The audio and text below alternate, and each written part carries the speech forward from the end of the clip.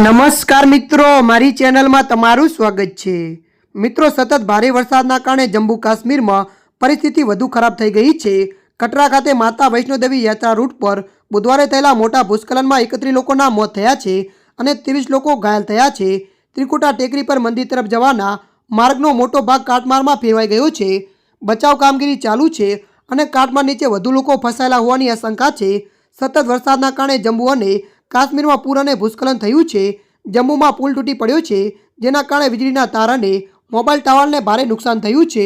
મંગળવારે સવારે 11:30 થી સાંજે 5:30 સુધી જમ્મુમાં 6 કલાકમાં 22 સેમી વરસાદ પડ્યો હતો। જોકે મધરાત્રિ પછી વરસાદ ઓછો થયો, જેના કારણે જિલ્લામાં થોડી રાહત મળી હતી। મંગળવાર સુધીમાં સતત વરસાદના કારણે પૂર અને પાણી ભરાઈ જવાના કારણે 3500થી વધુ લોકોને સુરક્ષિત સ્થળોએ ખસેડવામાં આવ્યા હતા।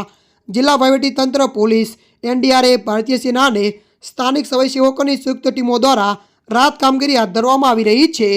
અસરગ્રસ્ત લોકોને કામચલાઉ આશ્રય સ્થાનોમાં ખોરાક, સ્વચ્છ પાણી અને તબીબી સહાય પૂરી પાડવામાં આવી રહી છે। વૈષ્ણોદેવી ધામ જતા માર્ગ પર ભૂસ્ખલનની ઘટનામાં જીવ ગુમાવનાર 9 લોકોની ઓળખ થઈ નથી।